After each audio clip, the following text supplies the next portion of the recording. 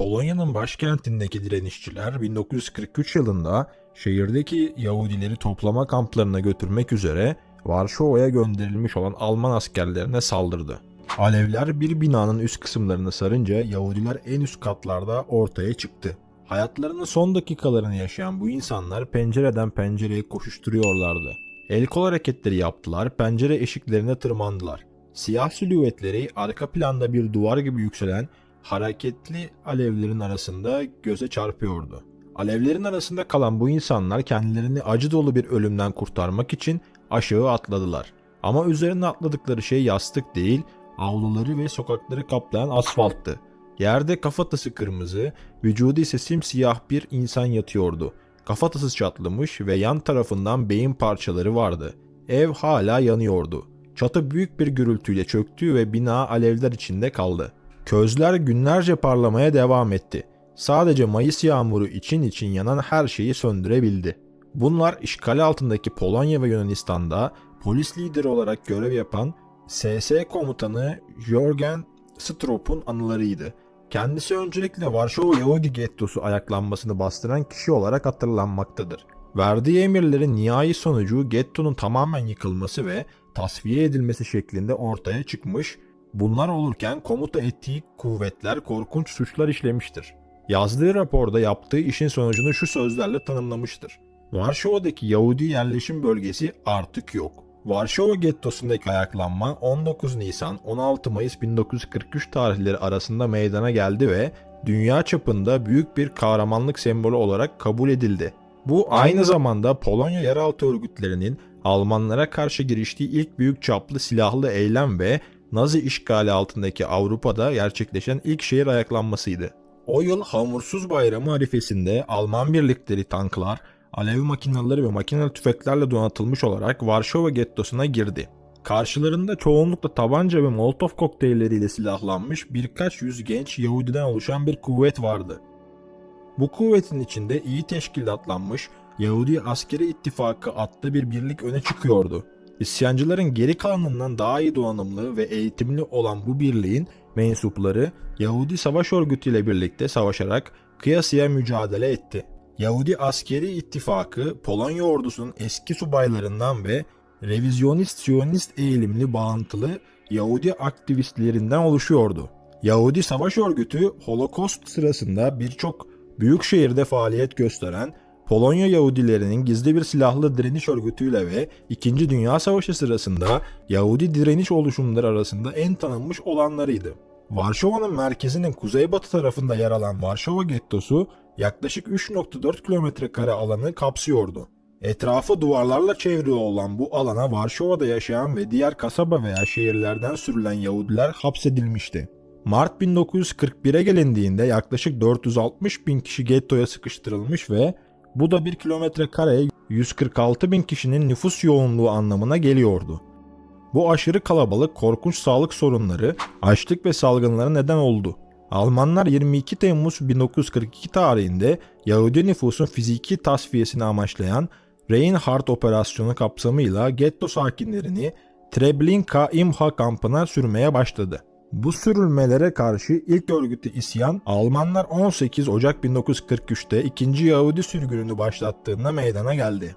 Yahudi Savaş Örgütü mensuplarının da katıldığı Yahudi Askeri İttifak savaşları Almanlarla doğrudan çatışmaya girerek direniş gösterdi.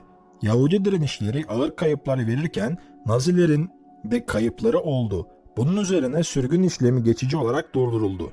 Başlangıçta planlanan 8 bin Yahudi yerine sadece 5 bin Yahudi götürüldü. Asıl ayaklanmayı tetikleyen olay ise Heinrich Hammel'ın emriyle Yahudi Hamursuz Bayramı arifesinde gettonun nihai tasfiyesinin başlatılmasıydı. O zamana kadar gettoda sadece 50 bin ila 70 bin Yahudi kalmıştı. Sabah 6'da Alman askeri ve polis birlikleri Ferdinand von Sommers, Frankenkin komutasındaki işbirlikçi Ukraynalı ve Letonyalı birliklerle aynı anda iki taraftan gettoya girdi. Savunmadaki Yahudiler onlara karşı koymak için hazırlandı ve güçlerini 3 mevzide yoğunlaştırdı. Bunların tamamı küçük silahlarla donatılmış yaklaşık 1000 ila 1500 kadar savaşçıdan oluşuyordu. Yahudi Savaşı Örgütü'nden aralarında çok sayıda kadın olan yaklaşık 220 ila 800 Yahudi askeri ittifakından ise sadece erkeklerden oluşan 150 ila 400 kadar direnişçi bu harekete dahil olmuştu. Ayrıca diğer gruplardan da birkaç yüz isyancı direnişe katılıyordu. Jürgen Stroop'un hazırladığı resmi rapora göre her gün yaklaşık 2054 Alman askeri ve 36 subay çatışmaya girmiş, 23. Asayiş Polis Alayı'nın 3. taburu da bu harekatın sonuna doğru Varşova'ya gönderilmiştir. Polonya Anavatan ordusunun tahminlerine göre Alman kuvvetleri yaklaşık 5000 askerden oluşan motorlu bir grup ve en az 15 zırhlı araçtan teşkil edilmiştir. Bu kuvvetler bir miktar sahra tank savar, uçak sefer topu ve havanla destekleniyordu.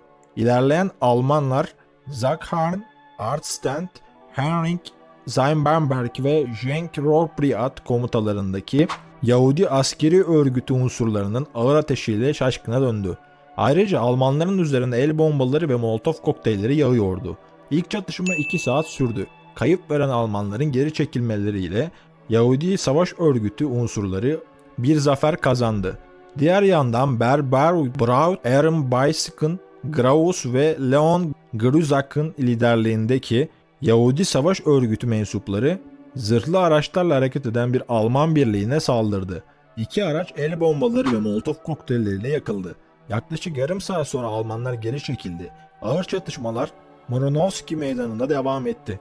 Yahudi askeri ittifakı üyeleri yaklaşan Alman birliklerinin makine tüfeklerle ateş açtı ve bunlar kısa süre sonra buradan da çekildi. Aynı gün öğleden sonra Alman birlikleri tüm komutası Stroop'un verdiği ve Oda kuvvetlerini yeniden teşkilatlandırdı. Alman askerleri ertesi gün şafak vakti geri dönüp tekrar gettoya girecek ve bir kez daha güçlü bir direnişle karşılaşacaktı. Bunun üzerine Almanlar yanmış toprak taktiklerini kullanmaya başladı ve bölgedeki bütün mahalleleri ateşe verip yok etti. Daha önce gettonun su, elektrik ve gaz kaynaklarını kapatmış olan Almanlar, içeride kalmış olabilecek direnişçileri ve sivilleri aramaya devam etti. Yahudileri doğaçlama olarak hazırladıkları sığınaklarından ve saklandıkları yerlerden zorla çıkartmak için sis bombaları, göz yaşartıcı gaz ve patlayıcılar kullandılar. Stroop'un tüm binaların sistematik olarak ateşe verilmesini bizzat emretti. Sergilenen bu barbarlık karşısında Yahudi Savaş Örgütü 23 Nisan günü Varşova'da Polonyalı nüfusa ölünceye kadar savaşma sözü veren ve metni aşağıda görülen bir bildiri yayınladı. Aynı gün Stroop, Polonyalıların gettoya girişimi yasakladı ve 23 Nisan'dan önce verilen tüm giriş kartlarını geçersiz kıldı. Geçerli yeni bir geçiş kartı olmadan eski Yahudi yerleşim bölgesine giden herkes vurulacaktı. Getto'da 1942 baharında askeri örgütlerin kurulmasının ardından muharip Yahudi birliklerini Aryan tarafındaki Polonya direniş hareketiyle temas kurmaya çalışmıştı.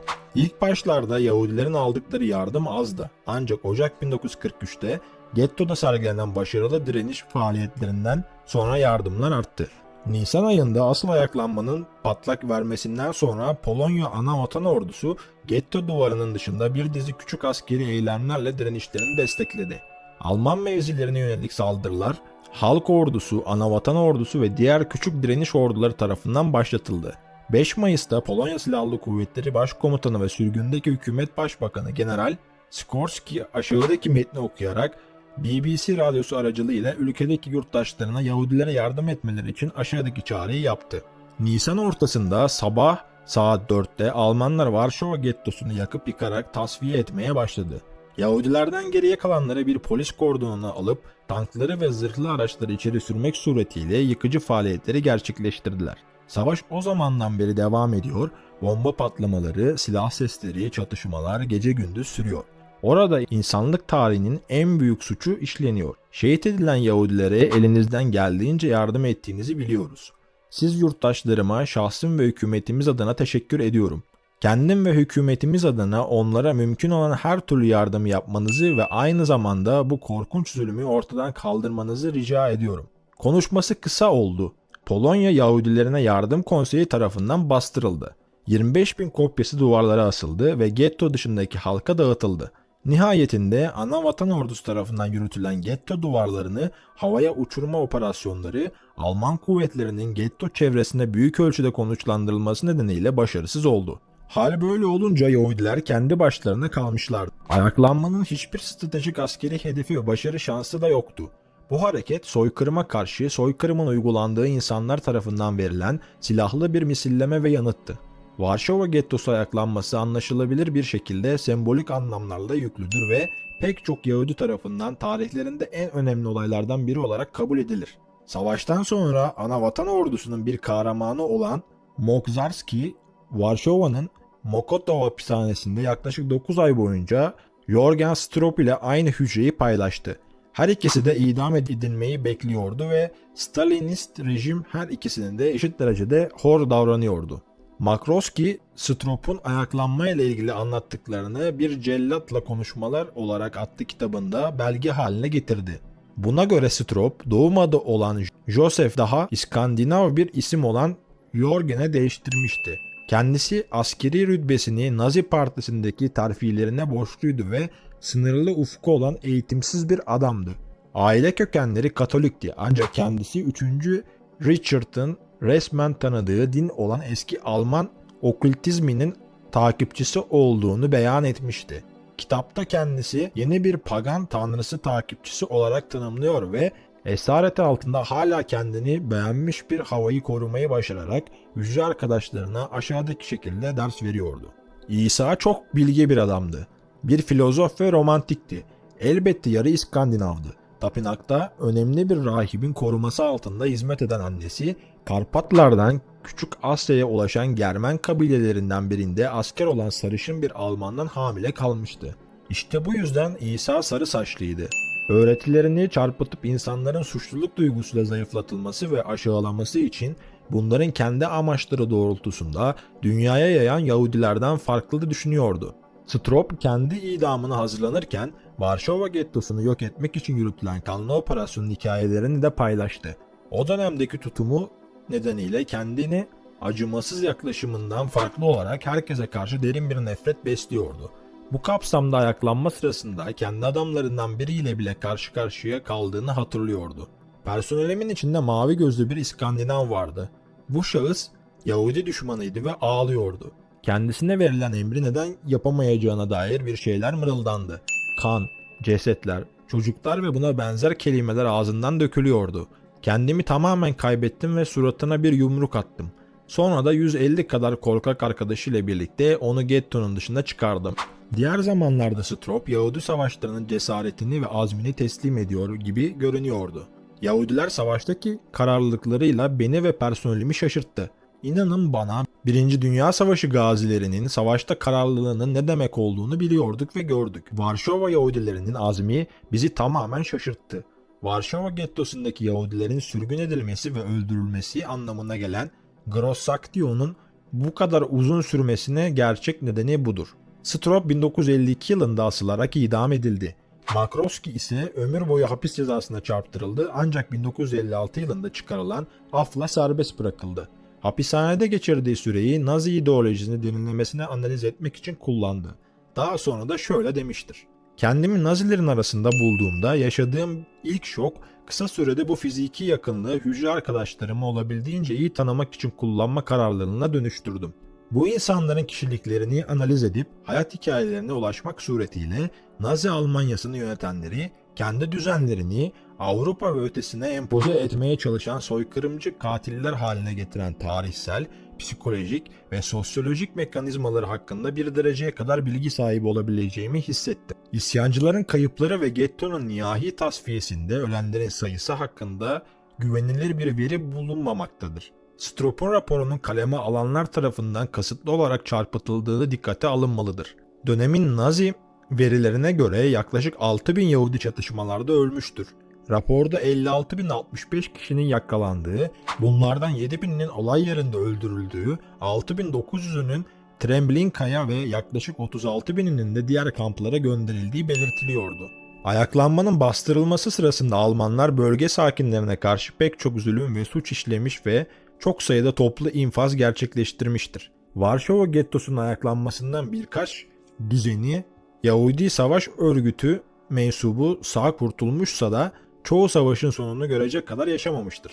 Bu kişiler 1944'te Varşova ayaklanmasında partizan birliklerinde savaşırken öldüler ya da Almanlar tarafından yakalanıp ölüm kamplarına gönderildiler. Yahudi askeri ittifak üyelerinin neredeyse tamamı gettodaki çatışmalarda öldürülmüştür. Strop raporunda Alman kayıplarını 16 ölü ve 85 yaralı olarak vermekte ki bunlar açıkça gerçek sayıların altındadır. O dönemde Polonya yeraltı basını bu sayıları 86 ölü ve 420 yaralı olarak bildirmiştir. Savaştan sonra İsrail'de yaşayan Leon Koppelman 13 Ağustos 2021'de öldü ve The Times of İsrail tarafından Varşova Gettosu ayaklanmasının bilinen son aktif katılımcısı olduğunu duyuruldu. Korkunç ve kahramanca olaylarla dolu 28 günün doğrudan katılımcıları ve tanıkları olan Yahudilerden bugün hayatta olan kimse kalmadı. Ayaklanma 2. Dünya Savaşı sırasında Yahudilerin gerçekleştirdiği en büyük isyandı. Kazanamayacaklarını ve hayatta kalma ihtimallerinin düşük olduğunu biliyorlardı. Ama yine de Yahudi halkının onuru için ve dış dünyanın sessizliğine tepki olarak savaştılar. Ayaklanmadan sağ kurtulan tek Yahudi savaş örgütü komutanı olan Marek Edelman'ın sözleri Yahudilerin o dönemdeki duygularını çarpıcı bir özetidir. Savaşma azmimizin temelinde Almanların bizi öldürecekleri zamanı ve yeri tek başlarına seçmelerine izin vermemek yatıyordu. Kazanamayacaklarını ve hayatta kalma ihtimallerinin düşük olduğunu biliyorlardı. Ama yine de Yahudi halkının onuru için ve dış dünyanın sessizliğine tepki olarak savaştılar.